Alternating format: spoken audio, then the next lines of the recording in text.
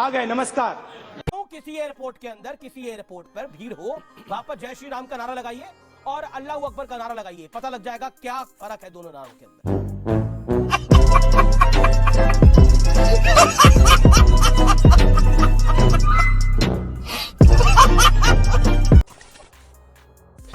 Burhan Wani master का बेटा था और ये बीमार बेटा है।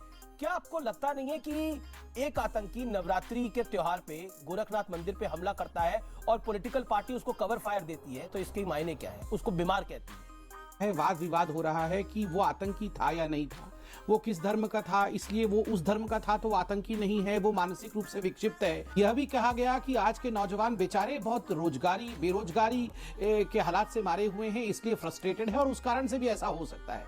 ये IIT मुंबई से पढ़ा हुआ व्यक्ति था, 20 लाख रुपए अकाउंट में रख करके पासपोर्ट लेकर कनाडा जा रहा था ताकि कनाडा से सीरिया जाके IS के लिए काम कर सके। 8 लाख रुपए IS के अकाउंट में नेपाल के थ्रू से दे चुका था। ये सारा कुछ हम 3 दिन से मीडिया के माध्यम से टेलीविजन चैनल में देख रहे हैं। उसके बावजूद यहाँ लोग कह रहे हैं कि वो मानसिक रूप से विक्षिप्त है। मैं भी मानता हूँ, मैं सहमत हूँ, जितने ये आतंकवादी हैं ये सारे मानसिक रूप से विक्षिप्त हैं। वरना आप बताइए कौन ऐसा व्यक्ति होगा जो कहेगा जन्नत में जाके 72 हूरें मिलेंगी, तो वो आज अपने ऊपर बम बांध करके फट जाएगा? ये तो एक मानसिक विकृति है जिसको अंग्रेजी में रेडिकलाइजेशन कहते हैं। कहीं ना कहीं अच्छा खासा पढ़ा हुआ नौजवान वो पायलट बनकर प्लेन में बैठकर 9/11 में ट्विन टावर को उड़ा देता है। वो सारे पढ़े लिखे नौजवान थे, कोई बेरोजगारी से मारे हुए नौजवान नहीं थे। ओसामा बिन लादेन विश्व का एक बहुत बड़ा इंजीनियर, बहुत करोड़ों खरबों उसके पास पैसे थे, वो कोई बेरोजगारी से मारा हुआ आतंकवादी के प्रोफेशन को नहीं अपनाया हुआ था। विक्षिप्तता, मानसिक विक्षिप्तता, क्योंकि उसको लगता था उसको 72 हूरें मिलेंगी और ये काफिरों को मारने से ऊपर वाला उस पर न्याय करेगा। स्वाभाविक है, ये मानसिक रूप से कहीं ना कहीं विकृति है ना। पैरेलल लाइन कैसे ड्रॉ कर लेंगे आप? बुरहान वालियों को तो पैरेलल लाइन ड्रॉ करेंगे, मुर्तजा को तो पैरेलल लाइन ड्रॉ करेंगे, बिट्टा कराटे को तो पैरेलल लाइन ड्रॉ करेंगे। कैसे पैरेलल लाइन ड्रॉ करेंगे आप? बुरहान वानी के साथ बीजेपी थी, बुरहान वानी को शहीद ठीक है, जवाब सुनो ना बीजेपी का। इस देश में जब मुर्तजा पकड़ा जाता है तब आतंक का डेफिनेशन क्या है?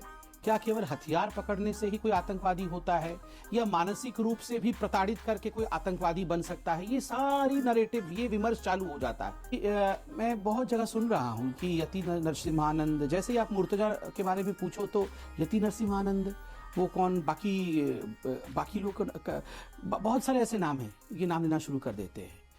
बिल्कुल सही बात है, ये सही कह रहे हैं। ये जो सीरिया में आतंकवादी हमले हो रहे हैं, ये जो आतंकवादी सब सीरिया में बैठे हुए हैं, ये सारे के पीछे यति नरसिम्हानंद ही है।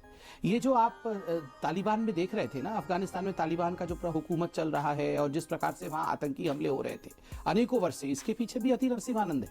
यति नरसिम्हानंद नहीं होते तो ये सब आतंक कहां से होता? सीरिया भी नहीं होता, वहां तो एकदम फूल खिल रहे होते, गुलशन यति नरसिम्हानंद नहीं होते, ये बीजेपी नहीं होता, तो बताइए, तो अफगानिस्तान में तो कमाल हो गया होता। बुद्ध की मूर्ति भी मौजूद होती वहां बामियान में अभी, और कमाल, सब बच्चियां पढ़ रही होती, सब वहां पर गली गली में एक शांति होता। ये सारा यति नरसिम्हानंद, भारतीय जनता पार्टी, RSS, हम लोगों ने ही किया है। आतंकवाद को जन्म हमने दिया है, ये सही कह रहे हैं। देखिए अमीश भाई, ये बहुत दुखद है। हम जिन विषयों को पूरा विश्व जानता है, उन विषयों पर ये लोग इतना चिल्ला कर, अफजल हम शर्मिंदा हैं, तेरे कातिल जिंदा है। कौन कातिल है अफजल गुरु का? अफजल गुरु को तो फांसी की सजा कोर्ट ने दी थी। आप मुझे बताइए, पूरे विश्व में कोर्ट ने अभी हिजाब पे फैसला दिया तो जज को, कर्नाटक हाई कोर्ट के जजों को आपको Z+ कैटेगरी की सुरक्षा देनी पड़ी। क्यों देनी पड़ी? हिंदुओं के खिलाफ तो आए दिन बहुत सारे जज बहुत सारा कुछ कहते हैं, बहुत सारे फैसले सुनाते हैं। कभी आपने सुना किसी जज को सुरक्षा देनी पड़ी? अफजल गुरु के खिलाफ फांसी सजा देने वाले को, उस जज को भी Z+ कैटेगरी की सुरक्षा देनी पड़ी। याकूब उसको भी Z+ की सुरक्षा देनी पड़ी।